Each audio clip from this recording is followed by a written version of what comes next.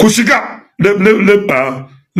aikin soja da makunun dalala turji soja ne ajalin ka da makunun zal leb ku kawo mana shi da sarka hannu. Na kai ƙarshen cewa duk wanda ya ba mu bayanai wanda zai sa a kama ko a ci nasara akan kowane ɗan ta'adda mun sa tukwicin miliyan 20. Kada ku manta shi wannan bilgit ɗin yana gaba a cikin mutane da suke tallata matsalar COVID-19 a lokacin da COVID ya fito.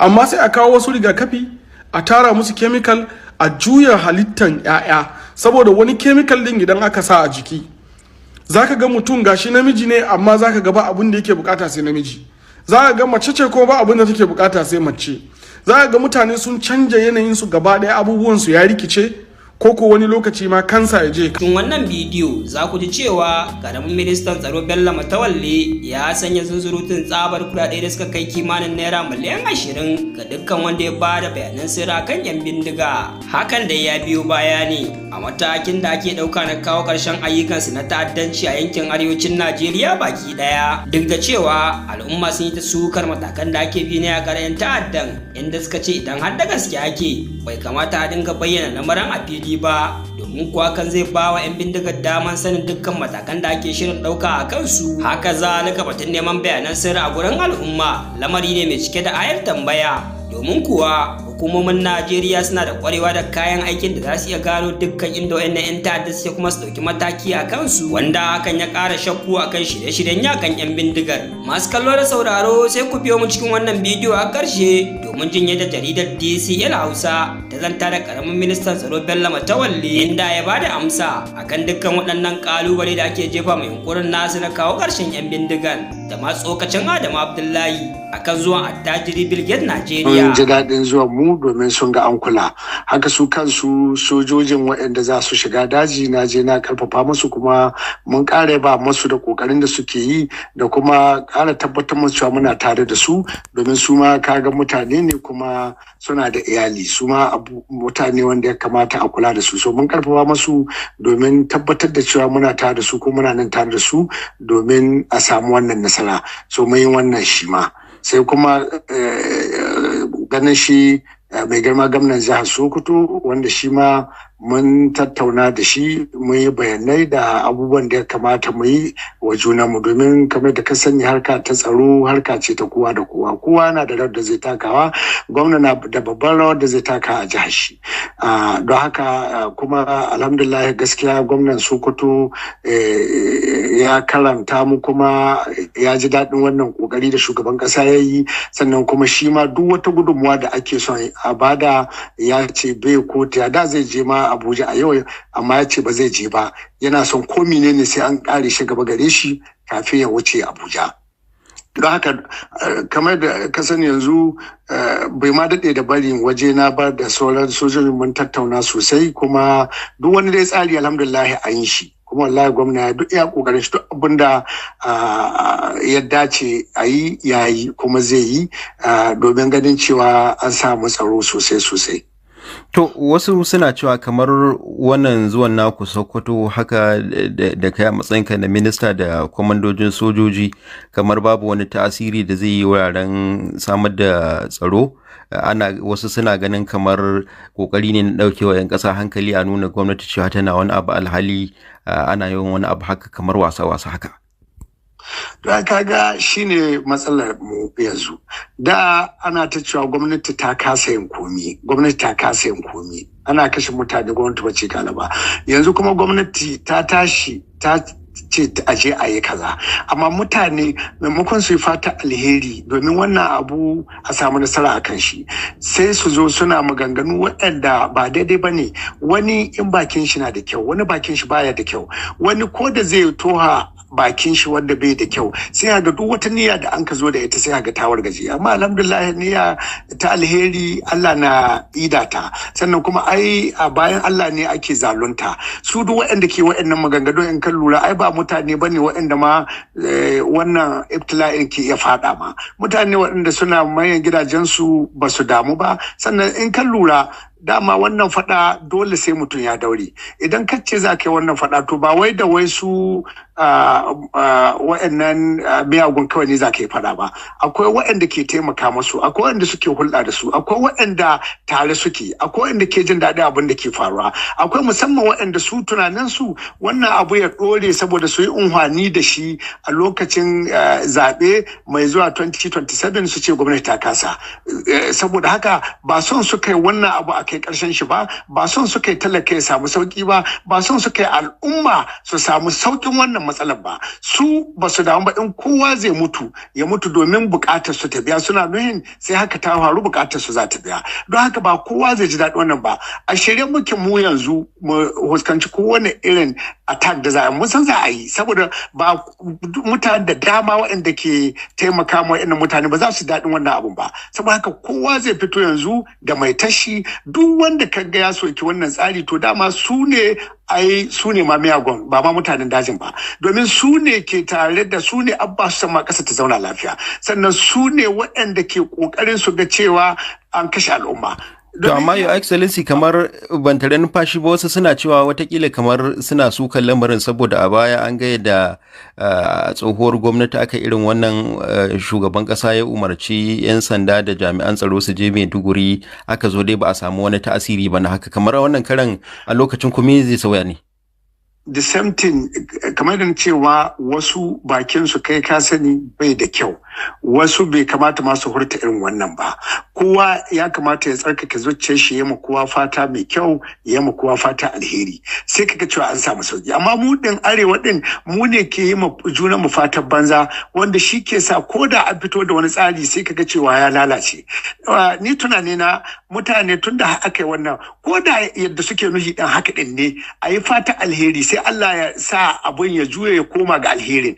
Amma yadda suke ta yi maimakon ma su jira su ga me zai faru, to kaga sai suna kashe moral na mutane, ko kuma su sa ba wasu su ji ba su ko su ma su yi aikin. To shi ka sama yau an ɗauke ka a matsayin minista ko kuma wani jami'in gwamnati da sauransu, sai ka ji ana ta wannan. Wani wanda bai da ƙarfin zuciya sai ka ga ya zama demoralize, ya ji bai iya aikin ma, sai ce to shi kenan bari ma ya kyale ma in koma yin shi. So tun da Allah ya sa akwai wanda ke iya kokari su jajirce su ce za su su bi abun, so ko a bi su da addu'o'i domin abun ya ci nasara, sai kaga mutane kowane ko ba komi bane, wani adawa ce kawai tsakanin shi da kai, wani adawa ce kawai, wani kuma saboda nan yake ci nan yake sha. Don haka bari in soki wannan abun so da waɗannan mutane kan ma su samu ƙarfin gwiwa na su yi wannan aikin, shine kawai fa. Duk wanda ka gaya suke wannan to a bincike shi root din shi, in Allah da yana tare da waɗannan mutane, ko kuma akwai abun da yake yi wanda yake amfana daga cikin wannan tashin hankalin da ke faruwa ga al'umma. Sannan al'umma sai su kula duk waɗanda ke waɗannan abubuwa, shin su wane ne ke faɗa wannan, a ina suke, me ya aikin su, sai su kula da wannan. Sannan sai su kula da cewa to waɗannan mutane su ne maƙiyan mu, ba ma mutanen dajin ba kenan. Domin waɗanda mutane gashi an zo da abu ko da ba na ƙwarai bane, ayyuka ta alheri Allah ya tabbatar da shi ya zama na ƙwarai.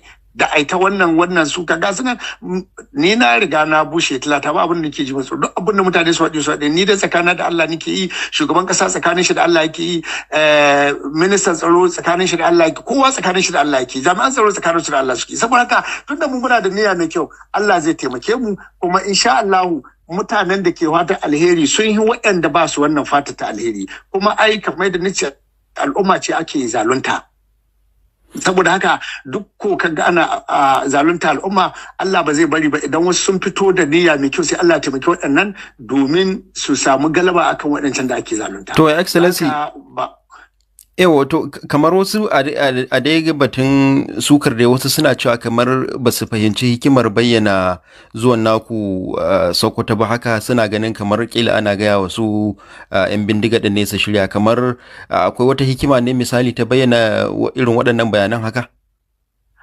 Ai ba yau aka saba ba, ko America in za ta kai hari musamman tana faɗa za ta je wuri kaza, ba haka kawai za ka je. Sannan yau menene don shugaban kasa ce a zo a kai ƙarshen matsalar tsaro, menene lahin wannan?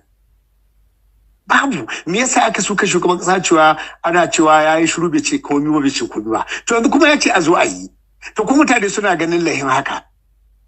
To ta ina yanzu idan za a je, nisan da ina gamna sabda ina ko yanzu na gani a gwamnan Katsina akan kokarin shi ya ce ya bada sun yi tsari mai kyau na kwana 30 domin mu kashe yan bindiga. Saboda haka abu ne mutane wato shi dan adam Allah dai kai mashi daidai. Duk abun da kai shi maki duk abun da kai komai kyawun shi ba zai ga kyawun shi ba. Tunda mu abba a ce mana ba an ce dan da badaru ba mu da wani unhani. An ce mun kasa yin komi an ce an arewa muke an ba mu riba mu iya komi ba kaza ba kaza ba kaza. Yanzu kuma ai haɓaka an to ai wani abu kuma an ce ba daidai bane. So shi maki duk abun da kai mashi bai taba yadda da cewa ka ci nasara bai son haka nan.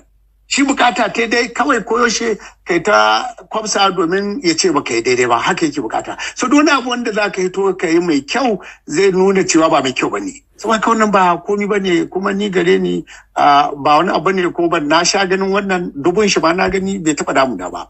To, ka yi maganar akwai magauta haka da suke fata mummuna, akwai kuma masu fatan alheri waɗanda suke nuna fargaba da irin zuwan ku fagen daga haka gani irin yadda wani abu da ya faru da tsohon shugaban Chad haka mara kyau haka da ba a fatan cewa ku a matsayin ku na ministoci haka da manyan komandoji haka ku je fagen daga. Kamar ku ba ku da wani irin wannan fargaban ne? To, zare dai idan lokacin ka yayi kana iya wuce lokacin ka ne? Su sojojin da ke cikin dajin ba mutane ba ne, ai su mutane kuma suna da iyali, me yasa ba su fargaba ba? Yanzu karfe nawa? Ana magana kamar yanzu karfe, ana magana kamar wurin karfe 3 haka na dare. Na dare, gashi kana magana da ni, ko? Ka san aikin da muke yi, har muka kai wanga lokaci, muna zamne? Ka ga baki sani ba, wa'anda ke suka da sauransu za ga suna ce yanzu suna bacci. Amma mu gashi muna kokari mu strategy yadda za su kwanta da idanunsu biyu a ruhe. Amma yanzu da sun tashi da safe su kanmu za su yi misali. Amma yanzu gashi karfe 3 kaga muna magana da kai. Ni ma ina da iyali. Ya kamata yanzu a ce ina can wurin iyali na ina Abuja wajen iyali na. Amma gani zamne muna kokari. Saboda haka abu ne wanda mu riga mun imani da Allah, musulmi nake kuma na san da ba mai iya rayuwa ta sai lokaci na yi. Sannan kuma wannan shi ne sadakarwa na cewa mutum ya sadakar da rayuwa ta yi domin kare rayuwar wasu. Sannan kuma aikin da aka bamu an san da za mu iya shi sa aka bamu shi. Sau haka idan ta wannan wuri ne Allah zai ɗauki rayuwarmu to alhamdulillahi mun san da cewa akan bautar ƙasa ne Allah ɗauki rayuwarmu. Don haka ni wannan bai dame ni ba akan wannan. To a ƙarshe kamar wannan fitowa an ga musamman kai a matsayinka na ministan ƙasa a ma'aikatar tsaro an ga ka sanya kakakin soji wato uniform kenan wanda ba a cika ganin ka sanya ba kamar me hakan ke nufi ne? Wannan abu ne na ga mutane da ta magana abu ne na tsari da shiri na a san da cewa mun zo da gaske muke yi akan wannan matsalar ta tsaro.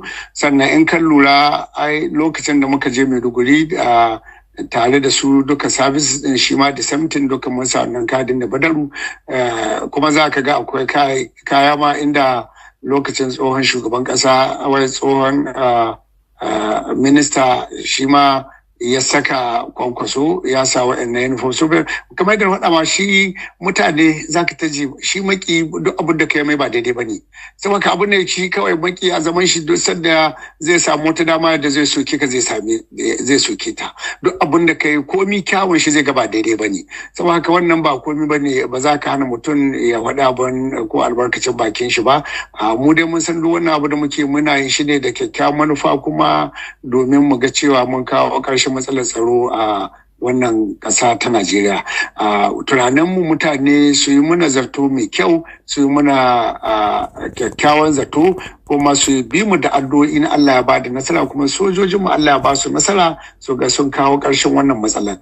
Amma ba daidai ba ne abinda al'umma za su amfana da shi a zo ana suka shi kuma idan ba a yi ba a ce ba a yi ba. Yanzu an ce ga laifin shi, in ba a yi ba kuma a ce ga laifin shi. Duk da mun san da cewa duk masu suka mutane ne waɗanda abun ba zai shahe su ba ko kuma waɗanda ke son su yi amfani da wannan damar ce ta rashin tsaro domin wasu bukatocinsu su biya. Don haka wannan bai damar da mu ba kuma bai taɓa damar da mu. To kamar akwai wani sako ko kuma wata gudunmawa da kuke son 'yan Najeriya musamman mutanen jihohin nan da matsalar tsaro take fuskanta su ba ku a matsayin ku na shugabannin tsaro yadda za a cimma nasara? Gudunmawa ta farko da muke so al'umma su yi shine su yi mana addu'a, su yi ma jami'an tsaro addu'a domin ganin an kawo ƙarshen wannan matsalar, tunda an sa wannan sanwar ta ganin cewa ana son a kakkaɓe su, to su bi su da addu'a na Allah ya ba su iko, ya ba su ƙarfin gwiwa da ƙarfin zuciyar da za su daure domin ganin cewa sun fatattake wa'annan 'yan ta'adda.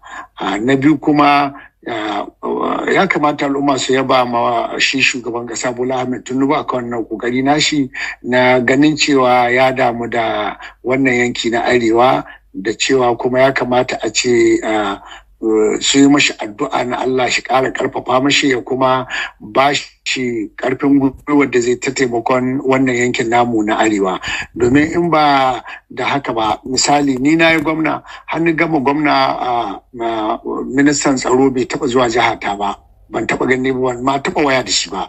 So kaga yanzu an samu wanda zai zo ya ce ko tashi ku tai ku yi aiki kaza, ai kaga sai a gode ma shugaban kasa saboda ya kula kuma ya nuna damuwa ta ainihin akan matsalar da ke addaba arewacin Najeriya. Kuna maganar kamar jama'a su bada agaji da sauransu haka wurin tallafa muku, kamar akwai wani tukuici ne da kuka sa da zai ƙara ƙarfafa wa jama'a gwiwa cewa tunda wasu kuɗi ne yake sanya su ke kai wa 'yan bindigan nan bayanai haka?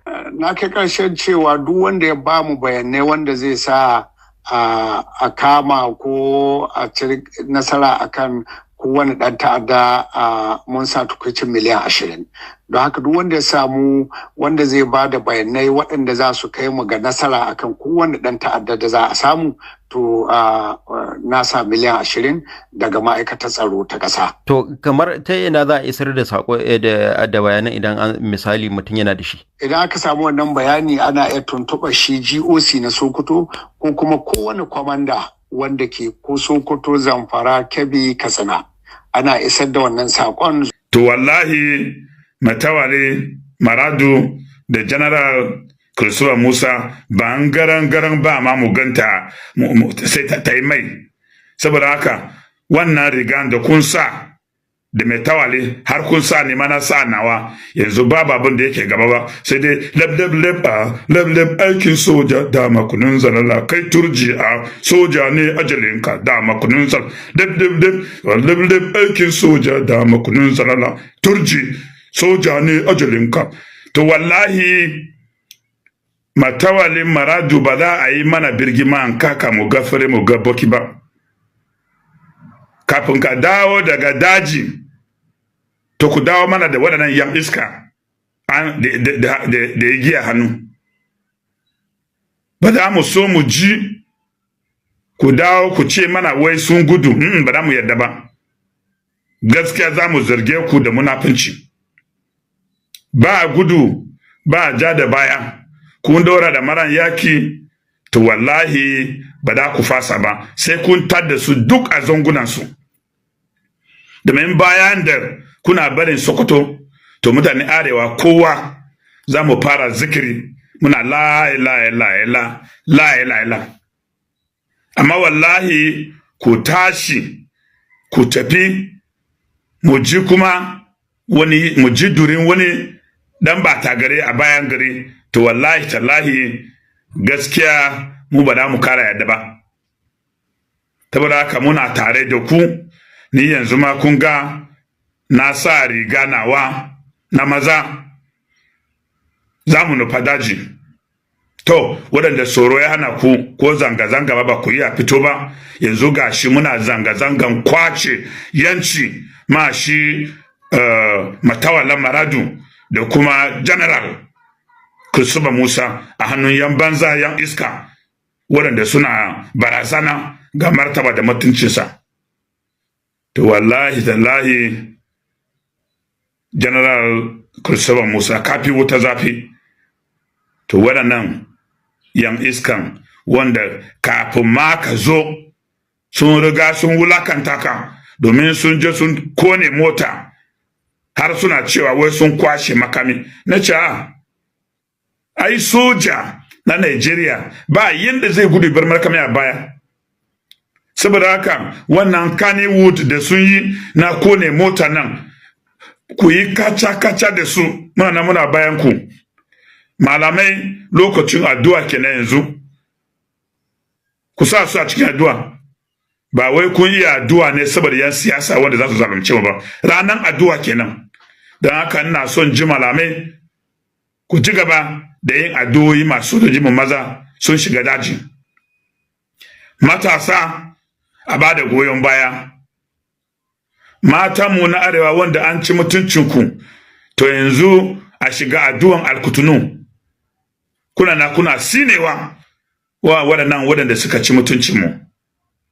Ni dai jiya na riga na hau da dumana na ta sauka da sunatun munafukun. In Allah ya yarda za a yi nasara.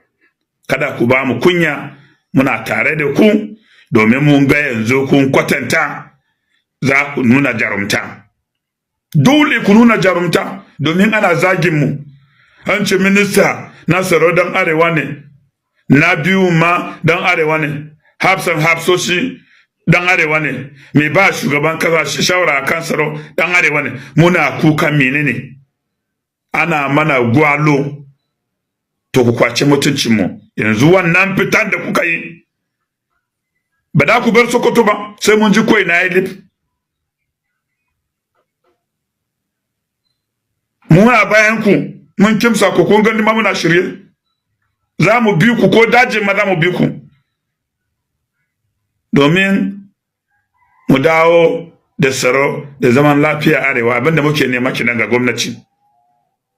Ubangiji Allah ya ba ku nasara. Pastoci ba maganan zuwa villa ne a je ga shugaban kasa a fita a rubuta takarda cewa ba za a yi zanga-zanga ba. Yanzu mai tawale da General Musa suna zanga-zangan kwace yancinsu saboda wani garkuwan arewa ya hada su da turji, kuma yanzu hankalinsu ya tashi. To maza ne za su gudanta mazantaka. Saboda haka wasikan ku da kun rubuta cewa kada yi zanga-zanga ba, to ga zanga-zanga ya tashi yanzu a daji. Saboda haka sai ku ci gaba da yin addu'a. Addu'o'i da kun saba yi mayan siyasa su raba mana taliya nan, kuma an suna cutan mu, ku faramta, ku aibanta zanga-zanga. To ga zanga-zanga na kwace babban yancin mu, na kare mutuncin mu, sai ku shiga yin addu'a. A karshe ina roƙon kowane dan arewa a ba da haɗin kai, a ba da goyon baya. Wannan yakin mu ne, sojojin mu. Allah ya ba ku nasara, Allah ya kare ku, Allah ya sa ku yi nasara akan waɗannan yan banza. Ku shiga aikin soja da makunun dalala, turji soja ne ajalinka da makunun zalal, ku kawo mana shi da sarkan hannu. Wa salam. In Allah ya yarda arewa za ta zauna lafiya. Mun gode.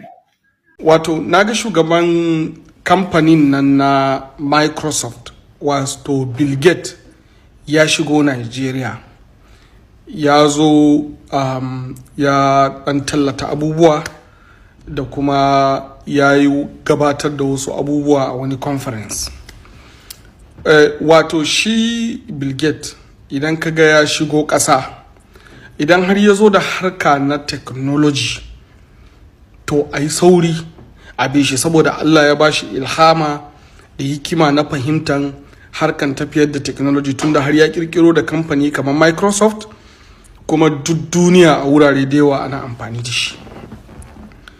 To amma idan kaga ya shigo kasashe wato wanda ake kira third world kamar Nigeria, yawanci yakan zo ne da interest wanda zaka samu ba abu ne wanda idan ba a yi bincike da kyau ba sai a afka cikin matsala. Saboda na tabbata da cewa abu biyu ya shigo da shi. Na farko, ya zo da kalma na yaya za a yi immunization, wato rigakafi. Na biyu kuma, ya zo da kalma yaya za a yi a kawo tsaba ko kuma in ce abinci na tsirrai wanda za a shuka da kuma wanda za a ci, wanda ake kiransu genetically modified, wato abinci ne wanda ba wai daga Allah ya fito ba daga cikin ƙasa, daga laboratory aka shigar, aka tsarrafa shi, aka fito da shi, aka kawo shi. Wayannan abubuwa guda biyu duk wani gwamnati a ƙasa sai ta rika taka tsantsan da karɓan wayannan abubuwa, in ba haka ba jim kaɗan za a cutar da al'umma idan har aka bari aka tafiyar da shi ba tare da an yi zurfin bincike ba. Kwanakin baya na yi magana akan irin wayannan tsaba da turawan wato yamma suke shigo mana da shi Afirka. Za ka ga an kawo shi, an shuka shi a wuri, idan da kana samun buhun masara 10 a wuri, idan ka shuka shi sai ka samu buhun masara 100. Amma masifarsa shine baka isa ka cire wannan tsaban ka sake shukawa ba sai an koma kamfanin da aka tsarrafa shi an sayo shi. Saboda me? Saboda wato chemical ne aka tsarrafa, aka hada, aka yi wannan na farko. Na biyu kuma idan aka shuka shi a wani ƙasa, to baka isa ka sake kawo irinka na cikin ƙasarka ka shuka a wannan wurin ba. Kashe ƙasan zai yi gaba ɗaya ya kasance idan ba a kamfanin nasu aka ɗauko aka zo aka shuka ba, to babu yanda za a yi a samu wannan gonan ya yi amfani. Saboda haka al'umma za su zama ba yanda za su yi a duniya sai kullum sun nemi taimako daga wannan kamfani da take tsarrafa wa'annan tsaban da tsirran kafin nan za a kawo su a zuwa shuka. In ba haka ba matsala ne. Idan har aka shiga matsala tsakanin mu da su sosai su hana mu wannan tsaban, idan suka hana wannan tsaban gonaki gaba ɗaya bushewa za su yi. Yadda kuke ga muna da hekta sama da miliyan 70 a Najeriya, mafi aksarin su a arewacin Najeriya, wanda in aka yi amfani da su shine zai bamu abincin da muke bukata. To amma yanzu tunda an shiga matsalar rashin abinci da sauransu, mutane za su zo suna haba-haba da a kawo irin wannan. Idan aka kawo shi aka shuka, to an shiga matsala kenan, saboda duk wannan gonakin bushewa za su yi idan ba irin wannan tsirran aka kawo daga wurinsu ba yanda za a yi sai amfani a gonaki. Saboda haka ma'aikatan agriculture na Najeriya, wato harkar noma, su yi taka tsantsan da duba abubuwa da yake kawo da shi, saboda duk inda aka je a kasashen duniya da ya kai matsaloli da aka haifarwa al'umma kenan. Saboda sai a kashe kasan gaba daya mu zama abincin da za mu ci idan ba su suka kawo mana ba za mu ci ba. Kaga daga nan an shigar da mu matsala nan gaba. Idan ka ce ba za ka yi abin da suke so ba za ka kawo tsari da suke so ba, sai a afka ku a cikin masifa. To dole ne ma'aikatan mu su rika dubiya akan wannan al'amari, kada a yi saurin amincewa. Na biyu kuma shine harkan immunization, wato rigakafi. Zamani ya zo yanzu, rigakafi da ake yi ba wai rigakafi ne na warkar da al'umma game da matsaloli da ake da shi ba. Saboda in dai ana so a warkar mana da matsalolinmu, babban matsala da yake addaban mutanenmu na Afirka, especially sub-Saharan Africa, yawanci za ka samu malaria ne. Har yanzu ba a samu rigakafin da zai magance malaria ba. Amma sai a kawo wasu rigakafi, a tara musu chemical, a juya halittan 'ya'ya, saboda wani chemical din idan aka sa a jiki, zaka ga mutum gashi namiji ne amma zaka ga ba abin da yake bukata sai namiji, zaka ga mace ce ko ba abin da take bukata sai mace, zaka ga mutane sun canja yanayin su gaba daya, abubuwan su ya rikice, ko wani lokaci ma kansa ya je ya kama su. So saboda haka masu ilimin mu na Najeriya su bincika duk wani immunization da irin mutanen nan suke kawowa, kada a yi sauri, a yi gaggawa, a je a ɗirkawa al'umma, a juya musu yanayi, a sa al'ummanmu a cikin wani matsala da a kasa yadda za a fito da shi. Kada ku manta, shi wannan Bill Gates din yana gaba a cikin mutane da suke tallata matsalar COVID-19 a lokacin da COVID ya fito. Amma yanzu bincike ya nuna kan cewa gaba da lamuran COVID din ma ƙarya ne, kawai kame-kame ne da dame-dame aka yi aka tura wa mutane. Ya zo yanzu gashi idan kuka dubi bincike da aka yi, an samu gaba ɗaya abubuwan ba haka suke ba. To saboda haka kada mu amince mu kawo wani abu ba tare da an bincika sosai ba, a ji a ɗirka wa mutane, a fitar musu da wani cuta kuma wanda zai fi karfin cuta da ake so a magance. So irin wayannan abubuwan dole ne a hankali. Kun ga ya fara magana akan cewa tara da ake karba a Najeriya yayi kaɗan. So kun ga irin wayannan abubuwa duka ana nema ne yanda za a maida abin da ya kawo. Idan misali ya kawo aka sa kuɗi a kai, sai a san yadda za kuma a ci taron mutane a biya sa kuɗin shi na abin da yi. za a kawo da kuɗin a ce an kawo da taimako, turawan yamma abin da suke yi kenan. Daga baya kuma sai a koma ta bayan katanga a ɗora wa al'umma nauyi, a kwashe kuɗaɗensu a sake biyan su, bayan kuma kila abin da suka kawo ma cutar da al'umma zai yi. Saboda haka ma'aikatanmu su yi hankali, manoma su yi hankali, masu iliminmu na Najeriya su yi bincike da kyau. Ban ce abin da yake kawowa bayi da kyau ba, ban ce abu ne na banza ba, amma dole ne mu yi bincike mu tabbatar da cewa babu wani kwaya a ciki wanda zai cutar da al'ummarmu kafin mu amince da su, saboda waɗannan mutanen turawan yamma suna da burin rage al'umma, rage jama'a ta hanya ta koma wani iri ne. A lokacin covid cewa Afirka ma gaba ɗaya mutuwa za a yi ta yi, so amma sai Allah ya cece mu. Saboda haka mu rika taka tsantsan, kada mu yi hanzari saboda muna cikin matsala ko matsanancin rayuwa mu je mu kwaso abin da zai zo ya kwaba al'umman mu gaba ɗaya, ya sa mu a cikin masifa. Allah ya sa mu gane, kuma Allah ya ƙara kare mu, Allah kuma ya ƙara ba mu nasara da rufin asiri, ya kawo mana sauƙin rayuwa da kuma tsaro da muka rasa a Najeriya. Na gode sosai. Salamu alaikum. A ƙarshe muna roƙon Allah subhanahu wata'ala ya kawo mana ƙarshen waɗannan fitattu da suka da al'umman Najeriya, har ma da ba mu zaman lafiya mai ɗorewa tsakaninmu. Masu kallo da sauraro, kada ku manta idan wannan ne karin ku da farko zuwa wannan tasha mai albarka mai suna Rigasa TV News, ku yi kokari ku danna mana alamar subscribe, sannan ku danna mana alamar ƙararrawa domin ci gaba da samun sababbin shirye-shiryenmu da zaran mun ɗora.